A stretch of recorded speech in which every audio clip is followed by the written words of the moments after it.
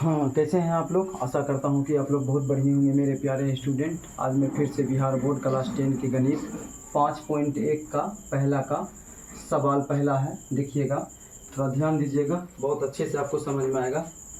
निम्नलिखित स्थितियों में से किन स्थितियों में संबंध संख्याओं की सूची एपी है और क्यों? ठीक, उसका पहला सवाल है, प्रत्येक किलोमीटर के बाद टैक्सी का किराया जबकि प्रथम किलोमीटर के लिए 15 रुपया है और प्रत्येक किलोमीटर में, अगर मान लीजिए आपको एक चित्र से समझना पड़ेगा, ध्यान दीजिएगा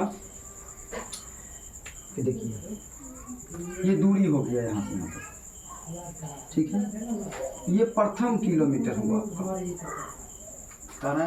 प्रत्येक किलोमीटर के लिए के बाद टैक्सी का किराया। तो देखिए प्रथम किलोमीटर का आपको दिया हुआ है, कितना दिया हुआ है? 15 रुपया दिया हुआ है, ठीक है।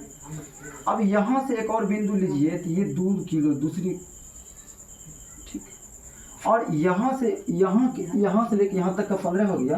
अब वहाँ से आगे बढ़िएगा तो इसमें 8 जोड़ते जाइएगा। कितना जोड़ते जाइएगा बाबू? 8 जोड़ते जाना है। तो प्रथम का कितना था? प्रथम का 15 था और इसमें जोड़ देना है 8 जोड़ दीजिएगा तो इसका कितना हो जाएगा? 23 हो जाएगा। ये इसका क्या निकल जाएगा? 23 निकल जाएगा। फिर तृतीय किलोमीटर के लिख लीजिए, 3 किलोमीटर, फिर इसमें 23 को स्टार्ट करिए यहाँ से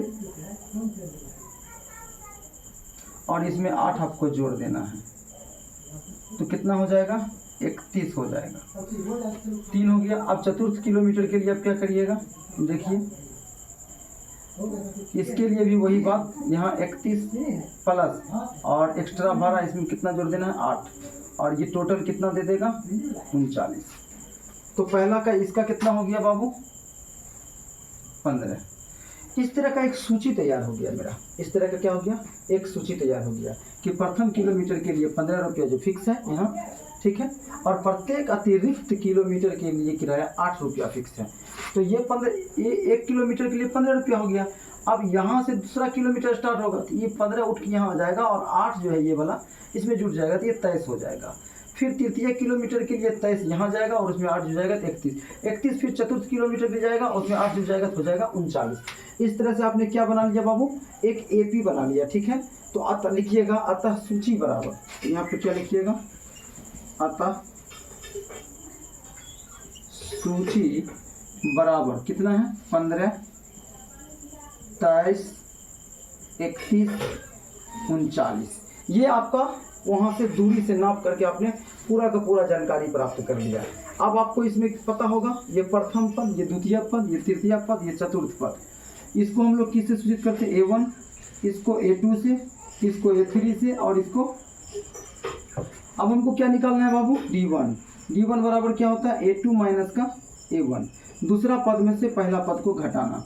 तो A2 कितना है मेरे पास? 23, और पहला पद कितना है मेरे पास? 15। जब आप इसको घटाते हैं तो कितना निकलता है सर? 8 निकलता है। तो इसी तरह से आप क्या निकालिएगा? D2। देखिए A2 माइनस A3, ये D1 का हुआ। D2 के लिए A2 से एक ऊपर चले जाइएगा तो क्या हो जाएगा? A3। अब माइनस क्या हो जाएगा? फिर A2। अब बराबर A3 का वैल्यू आपके पास कितना है? 31, और A2 का वैल्यू कितना है आपके पास? 23। ये कितना निकल के देगा? 8। आप चाहिएगा तो D3 भी निकाल सकते हैं, जबकि काम आपका हो चुका था। D3 के लिए ये वाला जो है इससे एक ऊपर चले जाइए तो A4 माइनस का क्या हो गया? A3।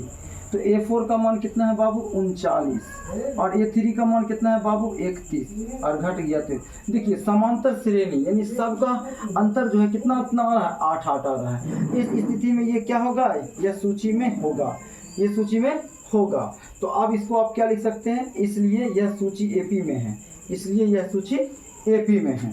तो लिख लीजिए यहाँ पर D1 अब बराबर क्या हो गया आपका? D2। अब यहाँ पर से आप थोड़ा सा शॉर्ट करके आप लिख देता हूँ, अतः यह एपी सूची में है, अतः यह सूची एपी में है।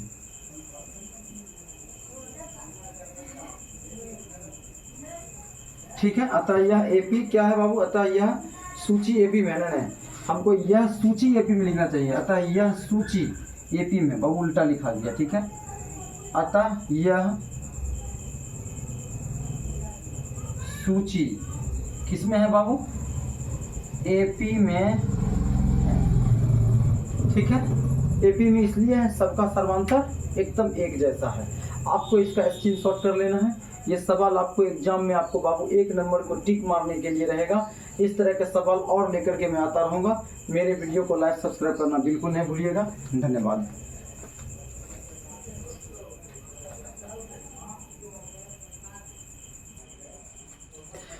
हाँ, कैसे हैं आप लोग? आशा करता हूँ कि आप लोग बहुत अच्छे होंगे मेरे प्यारे स्टूडेंट। क्लास 12 की तैयारी आपकी बहुत अच्छे से चल रही होगी। आज मैं आपको समांतर श्रेणी 5.1 का मैं फर्स्ट क्वेश्चन कर चुका हूँ, पहले का। आप पहले का दूसरा क्वेश्चन देखिए। सवाल कहता है कि किसी बेलन में उपस्थित हवा की मात्रा जबकि वायु निकालने वाला पंप प्रत्येक बार बेलन की शेष हवा का 1/4 भाग बाहर निकालता है। तो इसके लिए मेरे को क्या करना चाहिए? इसके लिए हमको एक बेलन बना लेना चाहिए ऐसे।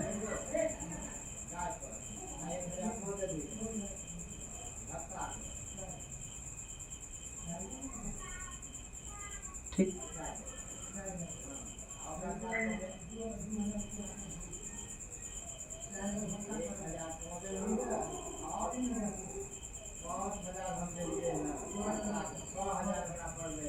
ठीक है। इस बेलन में जो है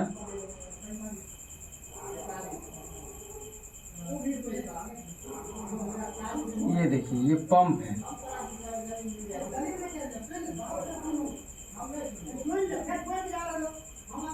ये देखिए, इसको आप जब दबाइएगा तो इधर से हवा कितना निकलेगा? 1/4 भाग निकल जाएगा। तो ऐसे सवाल को बनाने के लिए हमको मानना पड़ता है। तो लिख लेंगे हम सवाल। शब्द वाला सवाल है बाबू। लिखेंगे माना कि बेलन में हवा की मात्रा 1। हल। माना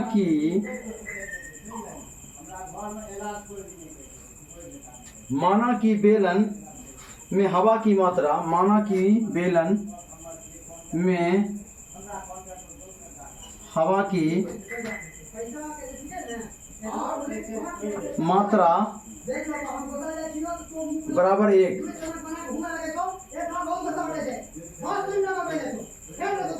तो ये क्या हो गया आपका यहाँ पर? A1 बराबर कितना हो गया आपका? 1 हो गया। ठीक है।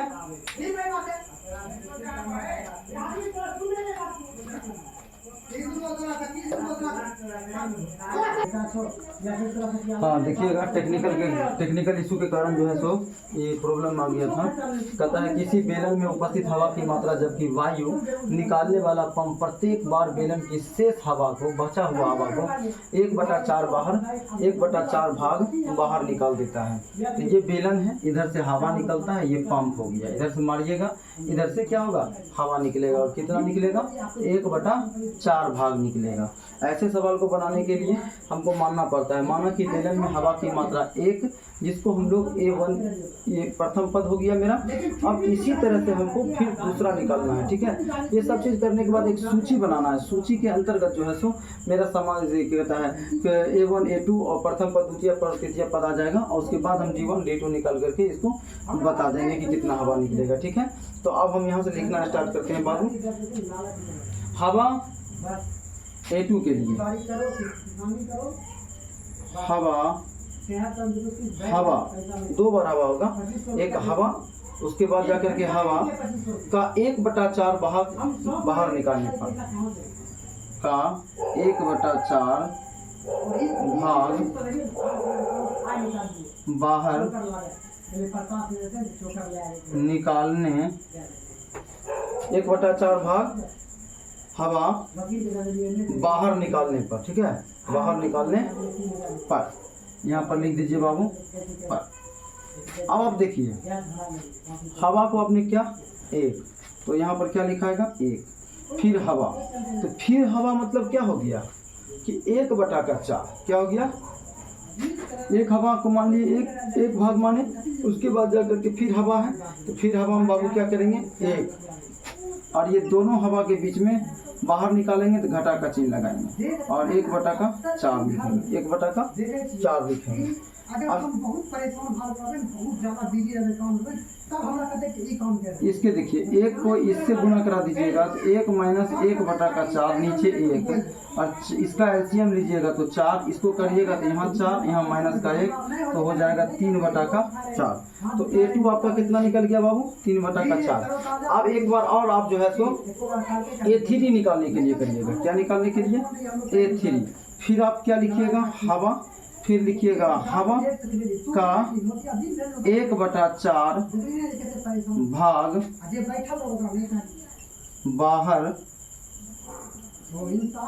निकालने पर, ठीक है 1/4 भाग बाहर निकालने पर, ठीक है। तो अब देखिए अब यहाँ पर 1/4 भाग, अभी आपने क्या निकाला 3/4, तो इसकी जगह पर आपको क्या लिख देना होगा बाबू A3 के लिए कर रहे हैं तो 3/4 अब माइनस बाहर निकालिएगा तो घटा का चिन्ह लगाइएगा और फिर 3/4, फिर हवा है तो फिर हवा का क्या हो जाएगा 3/4 गुने 1/4 हो जाएगा। इस तरह से आप जो है सो इसको, ये हवा के लिए हो गया, ये हवा 3/4 दोनों हो गया, गुना 1 कितना हो गया बाबू गुना 1/4 हो गया। अब इसको आप हल करिएगा तो कैसे हल करिएगा सो देखिए 3/4 यहाँ है तो 3/4 माइनस 3 को 1 से गुना करा दीजिएगा तो 3 आ जाएगा और 4 चौका कितना हो जाता है 16, इसका एलसीएम कितना होगा 16, इसको इससे भाग दीजिएगा 4 को 3 से गुना करिएगा 12, इसको यहाँ पर लाइएगा 3 तो ये हो जाएगा 9/16। आपने क्या देखा A3 भी आपने निकाल लिया, आपका A1 हो गया, A2 हो गया और बाबू क्या हो गया A3 हो गया। तो आप लिख सकते हैं यहाँ पर कि अतः सूची बराबर में पहले कितना था बाबू तो पहले कितना था 1 था, फिर 3/4 निकला तो पहले 1 लिखिए कोमा, फिर आपने 3/4 निकाला, ठीक है A2 के लिए, और A3 के लिए क्या निकला 9/16 निकला। ये आपका सूची आ गया। अब यहाँ से आप प्राप्त कर सकते हैं, क्या प्राप्त कर सकते हैं तो D1 का फार्मूला लगा सकते हैं और D2 का फार्मूला आप लगा सकते हैं, ठीक है। तो मैं ऐसा करता हूँ आपको यहाँ निकाल करके मैं आपको सॉल्व करता हूँ, ठीक है। तो D1 तो लिखिए तो D1 बराबर क्या होता है A2 माइनस का A1, तो A2 आपके पास कितना है 3/4, लिखिए 3/4 माइनस, और A1 कितना है बाबू तो 1 है, ठीक है यहाँ 1 दे दीजिए तो 4 1 का एलसीएम हो जाता है बाबू 4, यहाँ से आ जाएगा 3, ये 4 एकम 4 माइनस का 4, ठीक है। तो D1 बराबर में हो जाएगा माइनस का 1/4 हो जाएगा। अब आप क्या निकालिएगा D2 के लिए A3 माइनस का A2 होता है, A3 आपके पास कितना है 9/16 है, तो आप लिख दीजिए 9/16 और माइनस, और A2 आपके पास कितना है तो 3/4 है, तो 3/4 लिख दीजिए। अब यहाँ पर लिख लीजिए D2 बराबर इसका एलसीएम लीजिएगा तो 16 होगा, और यहाँ से 9 आ जाएगा, यहाँ से 4 4 तिया का 12 हो जाएगा, निकल जाएगा -3/16। अब आप ही देख करके बताइए कि D1 का माइनस 1/4 और D2 का क्या निकल गया -3/16। तो बताइए कि D1 बराबर है D2 के, बिल्कुल नहीं। तो D1 नॉट इक्वल टू क्या हो गया D2 हो गया। अब इसमें आप लिख सकते हैं यह सूची AP में नहीं है, तो आप यहाँ पर से लिख लीजिए यह सूची AP में नहीं है, यह सूची AP में नहीं है, ठीक है। ऐसे ऐसे सवाल मैं फिर से लेकर के आता रहूँगा, आप इसको अच्छे से नोट कर लीजिए बाबू, 1-2 बार वीडियो चला करके देखिएगा, बिल्कुल आपको दिमाग मर जाएगा, ठीक है। अच्छे से रहिए, तैयारी करिए ढंग से। धन्यवाद।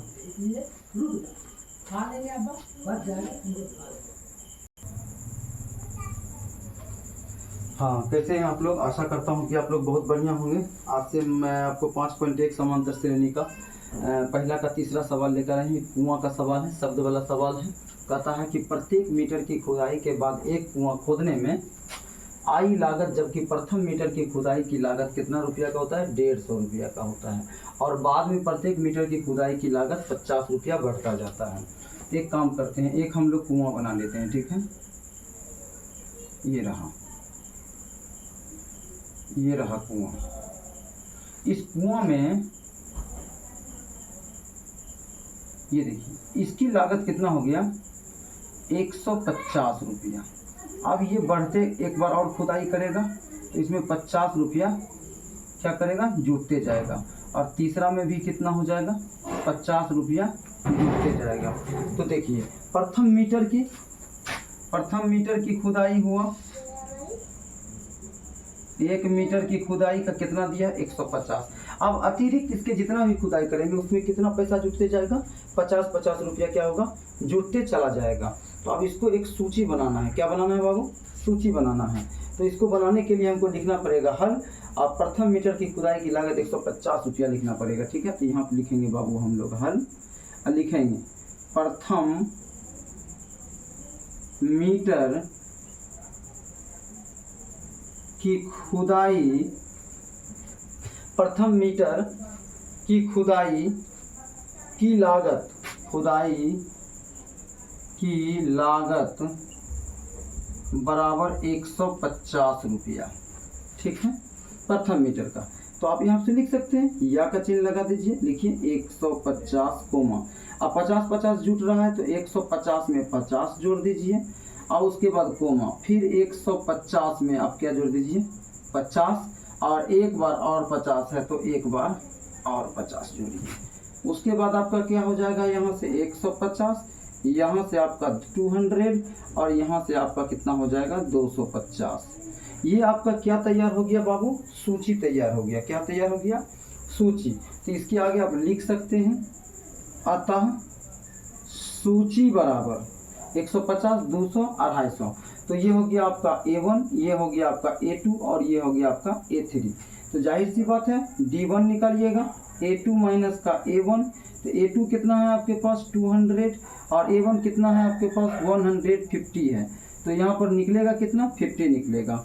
और D2 निकालिएगा तो A3 माइनस का क्या हो जाएगा, A2। और A3 का वैल्यू कितना है बाबू, 250 है और A2 का कितना है, तो 150 है। इसको भी घटाइएगा, यहाँ 150 नहीं है बाबू, A2 का 200 है। तो यहाँ से कितना निकलेगा, 50। अब आप देख रहे हैं कि D1 बराबर D2, यानी D1 का जो 50 है वो क्या है, D2 के 50 के बराबर है। अब ये आपको हो गया। तो अब इसको हम लोग लास्ट में क्या लिखेंगे, अतः यह सूची AP में है। तो लिख सकते हैं हम लोग यहाँ पर, अतः यह सूची AP में है। किस में है बाबू, AP में है। ये देखिए आपका हिसाब बन करके तैयार हो गया। इसको अच्छे से 1-2 बार चला करके रिवाइज करके देख लीजिए, गारंटी के साथ आपको ये प्रथम मीटर का हुआ, ये द्वितीय मीटर का हुआ, ये तृतीय मीटर का हो गया। यहाँ से सब समझ में आ गया होगा आपको। इसको आप स्क्रीनशॉट कर लीजिए, अगले क्वेश्चन के लिए बिल्कुल आप तैयार रहिए।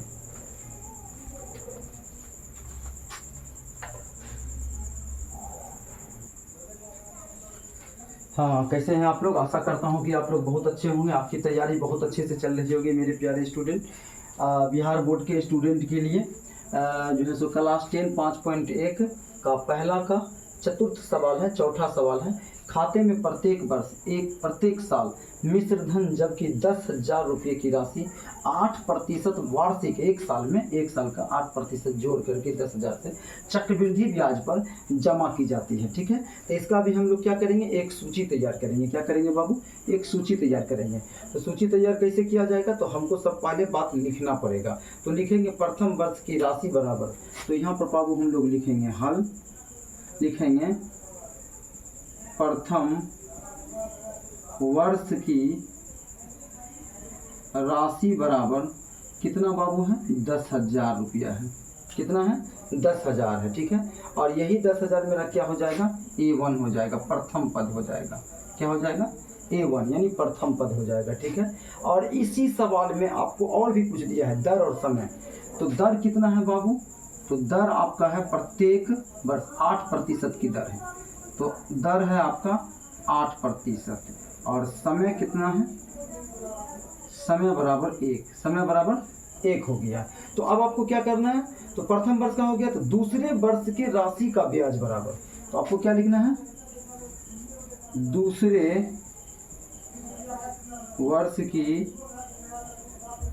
राशि, तो क्या लिखना है, दूसरे वर्ष की राशि का ब्याज बराबर, राशि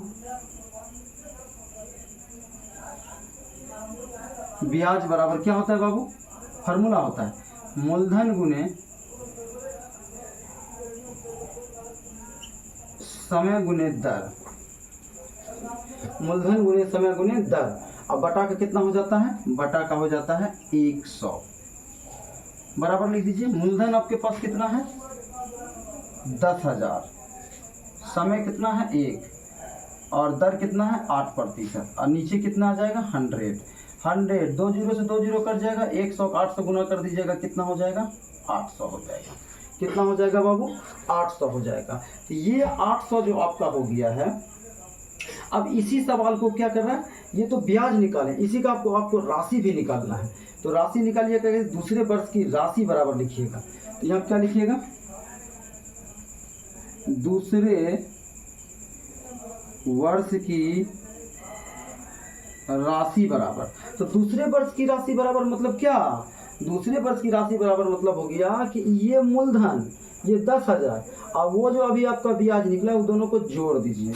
तो क्या निकलिएगा 10,000 और प्लस का 800, तो बराबर 10,800 प्राप्त हो गया।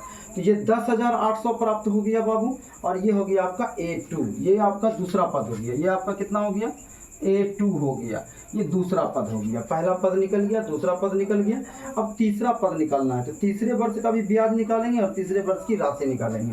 तो हम लोग लिख लेंगे यहाँ पर क्या, तीसरे वर्ष की राशि बराबर। देखिए तीसरे वर्ष की क्या निकालेंगे बाबू, राशि बराबर। तो तीसरे वर्ष की राशि कहाँ से स्टार्ट होगा, 10,800 से स्टार्ट होगा। तो क्या लिखेंगे 10,800, ध्यान समझिएगा।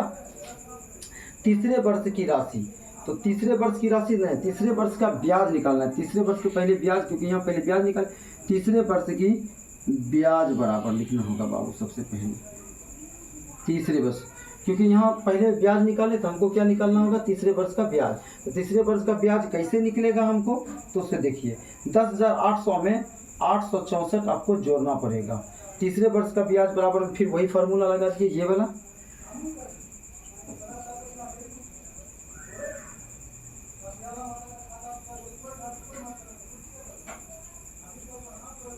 मूलधन बराबर कितना, देखिए 10,800 है, कितना है आपका 10,800 और गुने 1 और गुने 8।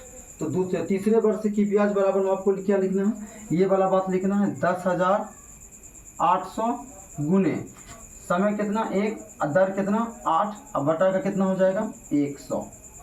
2 जीरो से 2 जीरो खत्म हो गया, 108 को इससे गुना कर दीजिएगा तो कितना हो जाएगा 10 × 80 864। कितना हो गया बाबू 864 हो गया। ये 864 हो गया ब्याज। अब तीसरे वर्ष की राशि निकाल लीजिए इससे ताकतवर। तीसरे वर्ष की राशि बराबर, तो तीसरे वर्ष की राशि में क्या जोड़ दीजिएगा 10,800 में 864 जोड़ दीजिए। तो यहाँ पर लिख लीजिए 10,800 अब प्लस के 864 जोड़ दीजिएगा। तो ये आपका कितना आ जाएगा बाबू 11,664 आ जाएगा। कितना आ जाएगा 11,664 आ जाएगा। और यही आपका क्या हो जाएगा तृतीय पद हो जाएगा। कितना हो जाएगा तृतीय पद हो जाएगा। इसको लिख लीजिए, ये हो गया आपका A3। तो यहाँ पर आप लिख सकते हैं अतः सूची बराबर। तो A1 में आपका क्या निकला था 10,000, 10,800, 11,664। तो लिखिए 10,000, 10,800, 11,664।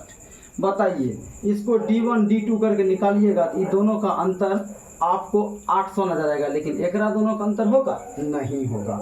ये दोनों का अंतर बिल्कुल बराबर नहीं है। तो लिख देंगे अतः D1 not is equal to D2, यानी D1 जब निकालेंगे तो वो D2 के बराबर बिल्कुल भी नहीं होगा। ठीक है, तो यह सूची में नहीं है। ये आपका क्वेश्चन का हल हो गया। आप इसको एक स्क्रीनशॉट और नहीं समझ में आया होगा एक बार और चला लीजिएगा। यहाँ पर दूसरे जब भी वर्ष का ब्याज निकलेगा तो उसी वर्ष का राशि भी निकलेगा, फिर तीसरे वर्ष का ब्याज निकलेगा तो तीसरे वर्ष की राशि निकलेगा, तब एक सूची तैयार हो जाएगा। यही सूची तो हमको तैयार करके दिखाना था ना, तो हमने इसको बिल्कुल ईमानदारी पूर्वक दिखा दिया। और इसको आप स्क्रीनशॉट कर लीजिए, 1-2 बार चला करके देखिएगा, ऐसे ही मेमोरी कार्ड में आपको आ जाएगा। ठीक है, धन्यवाद।